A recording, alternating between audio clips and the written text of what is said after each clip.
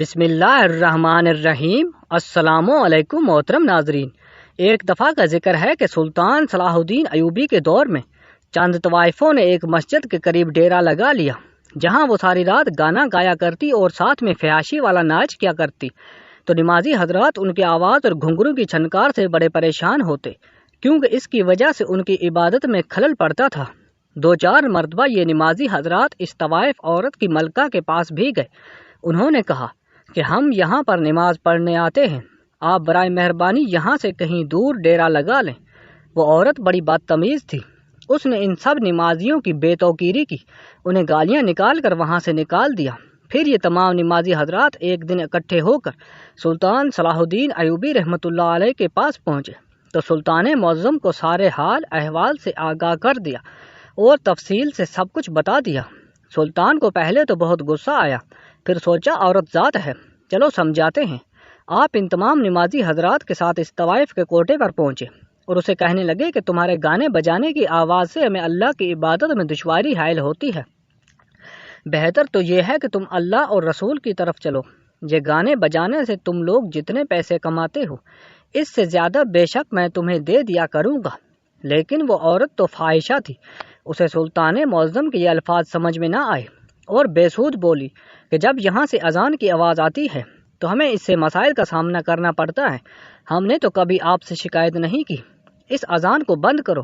بس اس وقت سلطان صلاح الدین ایوبی نے تاریخی بیان دیا اور فرمایا کہ روم کے کسی جنگجو نے حضرت عمر رضی اللہ عنہ کے سپاہیوں کے گروپ کو پکڑ کر قید کر لیا۔ پھر انہوں نے شاہ روم کو خبر دی کہ ہم نے ایک مسلمانوں کا گروپ پکڑا ہے، اس گروپ کے اندر ایک مسلمان کافی قوی پرہیزگار بندہ ہے، اس کو دیکھ کر بھی خوف طاری ہوتا ہے۔ شاہ روم نے جیسے ہی ان کی بات سنی تو اپنے آدمیوں سے کہا کہ اس آدمی کو میرے پاس لے آؤ۔ اس زمانے میں شاہ روم کے سامنے ایک زنجیر لگی ہوئی تھی، جو بھی بادشاہ اس کے پاس پیش ہوتا تو یہ بادشاہ کے سامنے جھک کر آتا تھا۔ اب اس سچے دل والے نیک آدمی کو بادشاہ کے دربار کے اندر پیش کیا گیا۔ جیسے اس نے زنجیر دیکھی کہ مجھے جھک کر بادشاہ کے سامنے جانا ہے، تو اس نے صاف صاف انکار کر دیا کہ میں بادشاہ کے سامنے زنجیر سے جھک کر نہیں جاؤں گا۔ بادشاہ کو بتایا گیا یہ شخص زنجیر کے نیچے جھک کر آپ کے سامنے نہیں آنا چاہتا۔ بادشاہ نے کہا کہ زنجیر کو اوپر اٹھا دیا جائے اور اس کو میرے پاس لے آؤ۔ پھر زنجیر کو اٹھایا گیا اور اس کو بادشاہ کے پاس لایا گیا۔ آخرکار اس کو شاہ روم کے پاس پیش کیا گیا۔ بادشاہ نے اس سے کہا کہ تم اپنا مذہب چھوڑ کر ہمارے دین کے اندر داخل ہو جاؤ، تاکہ میں تمہیں اپنی انگوٹھی پہنا کر سلطنت عطا کروں۔ یہ بات جیسے ہی اس مومن بندے نے سنی تو اس نے بادشاہ سے کہا کہ مجھے یہ بتاؤ تمہارے پاس سلطنت کا کتنا حصہ ہے؟ بادشاہ نے کہا اس دنیا کا 1/3 سے زیادہ حصہ میرے قبضے میں ہے۔ جیسے ہی اس مومن بندے نے بادشاہ کی بات سنی تو اس نے جواباً کہا اگر تمہاری حکومت تمہاری دنیا پر اور تمہارے ہیرے جواہرات پر ہوتی تب بھی تم مجھے ایک اذان کے بدلے میں یہ دیتے، میں پھر بھی یہ نہ دیتا، تو آپ میرے ایمان کو نہیں خرید سکتے۔ چنانچہ بادشاہ نے دریافت کیا کہ یہ اذان کیا ہے جو تم لوگ ایک دن میں 5 مرتبہ کہتے ہو؟ پھر مرد مومن نے جواب دیا کہ اذان وہ کلمہ ہے جس کی بڑی فضیلت ہے، لیکن تم کافر کیا جانو کہ اذان دینے اور اذان سننے سے کس قدر دل کو سکون ملتا ہے۔ تم مجھے دنیا جہان کی ہر نعمت دے دو، سب کچھ دے دو، لیکن میں ایک اذان تک نہیں چھوڑوں گا۔ جیسے ہی شاہ روم نے یہ بات سنی تو یہ سمجھ گیا کہ اس کے دل میں حضرت محمد صلی اللہ علیہ وسلم کی محبت گھر کر چکی ہے، اس سے ایسی بات نہیں بنے گی۔ اس نے اپنے ساتھیوں کو حکم دیا کہ ایک دیگ کے اندر پانی ڈال کر اس کو ابالا جائے، پھر پانی کے اندر اس مرد مومن کو ڈال دیا جائے۔ شاہ روم نے سوچا کیا پتہ ابلتے ہوئے پانی کو دیکھ کر ہماری طرف آ جائے۔ پھر شاہ روم کے حکم پر یہ عمل کیا گیا، دیگ کے اندر پانی ابال کر اس مرد مومن کو اس کے اندر ڈال دیا۔ مرد مومن نے بسم اللہ پڑھی اور دیگ کے اندر چلا گیا۔ اس کے بعد یہ دوسری طرف باہر آ گیا، جہاں پر جتنے بھی لوگ موجود تھے یہ سب متعجب حیران پریشان تھے۔ اس کے بعد بادشاہ نے اپنے سپاہیوں کو حکم دیا کہ اسے ایک اندھیری کوٹری کے اندر ڈال دیا جائے اور اس کو 40 دن تک سوائے شراب اور خنزیر کے اور کچھ نہ دیا جائے۔ اس کو لے کر ایک اندھیری کوٹری کے اندر بند کر دیا گیا اور اس کو کھانے کے لیے شراب اور خنزیر کا گوشت دیا جاتا رہا، اور یہ لوگ خنزیر کے گوشت پر کچھ ایسی تریاک پھینکتے تھے جس سے جو بھی انسان صرف ایک نوالا لے تو اس کے اندر مردانگی اور شہوت جاگ جائے۔ اس لیے بادشاہ کے حکم پر اس کو کوٹھری میں ایک حسین و جمیل عورت بھی دی گئی تاکہ یہ گوشت اور شراب پی کر جب اس کو شہوت ہو تو اس لڑکی سے زنا کرے، اے اللہ تعالیٰ کی نگاہوں میں شرمندہ کیا جا سکے۔ آخرکار 40 دن پورے ہو گئے۔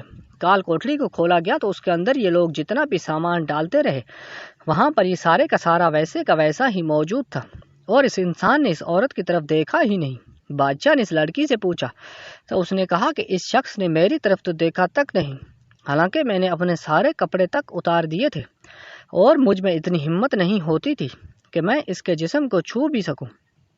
اس سے یوں دریافت کیا گیا، تم نے یہ چیزیں کیوں نہیں کھائی جبکہ شریعت محمدی میں ضرورت کے وقت یہ چیزیں کھانا جائز ہے؟ اس مرد مومن نے کیا خوب جواب دیا کہ اگر میں چیزیں کھا لیتا تو آپ لوگوں کو خوشی ہوتی کہ میرا مقصد تو آپ لوگوں کو غصہ دلانا ہے۔ بادشاہ نے اس مرد مومن سے کہا کہ اگر تم مجھے سجدہ کر دو تو میں تمہیں اور تمہارے ساتھیوں کو یہاں سے خیر و عافیت سے جانے دوں گا۔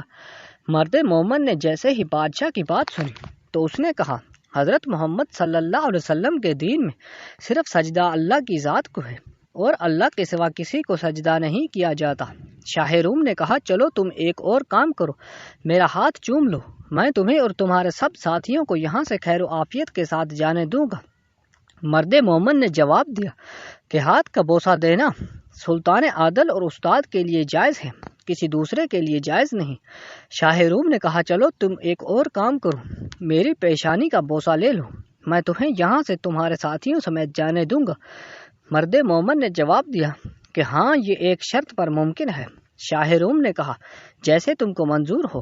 پھر مرد مومن نے کہا، اپنی آستین اس کے پیشانی پر رکھی اور چوم لیا، اس نیت کے ساتھ کہ میں اپنی آستین کو بوسہ دے رہا ہوں۔ پھر بادشاہ نے وعدے کے مطابق اس مرد مومن کو ساتھیوں سمیت چھوڑ دیا اور ان کو کافی سارا مال و زر بھی دیا۔ شاہ روم نے حضرت عمر رضی اللہ عنہ کو ایک خط لکھا اور اس خط کے اندر اس نے حضرت عمر فاروق رضی اللہ عنہ سے کہا کہ اگر یہ مرد مومن ہمارے پاس ہوتا اور ہمارے دین پر عمل کرتا تو ہم اس کی پرتشش کرتے، کیا کرتے۔ آخرکار یہ شخص حضرت عمر رضی اللہ عنہ کے پاس پہنچ گیا تو حضرت عمر رضی اللہ عنہ نے اس مرد مومن اور اس کے ساتھیوں سے فرمایا، جو بھی سامان آپ لوگوں کو ملا ہے وہ یہ اپنے لیے مخصوص نہ کر لیں بلکہ رسول پاک صلی اللہ علیہ وسلم کے شہر کے لوگوں کے ساتھ بھی بانٹ لیں۔ جیسے ہی اس نیت نے حضرت عمر رضی اللہ عنہ کی بات سنی تو انہوں نے باقی لوگوں کو بھی اس مال و زر میں شامل کیا۔ جو شخص ہر حال میں اللہ تعالیٰ پر بھروسہ کرتا ہے تو اللہ تعالیٰ بھی اس کا ہر حال میں ساتھ دینے ہیں، اس کو کبھی اکیلا نہیں ہونے دیتے۔ سلطان صلاح الدین ایوبی نے جب اپنا یہ واز مکمل کیا تو فرمانے لگے، اے طوائف، نہ تو تیرا مال ہے اور نہ ہی تیرا حسن مسلمان کو خرید سکتا ہے، نہ گمراہ کر سکتا ہے۔ جب اتنے بڑے بڑے بادشاہ ایک مسلمان کو اپنے زیر نہ کر سکے تو مجھے اور مسلمانوں کو کیسے بہکاوے میں لا سکتی ہے؟ سلطان نے کہا کہ مسلمان بڑے سے بڑا ظالم سیاست ہے، لیکن تم لوگ دولت کے پجاری ہو، تمہیں صرف دنیا سے مطلب ہے، تم اتنے تکالیف برداشت نہیں کر پاؤ گے کہ جتنی ایک مسلمان کر سکتا ہے۔ سلطان کا یہ اجواز سنتے ہی طوائف کی ملکہ کی آنکھوں سے آنسو آ گئے اور اس نے اپنی تمام طوائف لڑکیوں کے ساتھ کلمہ حق پڑھ لیا اور آئندہ کے لیے توبہ کر لی۔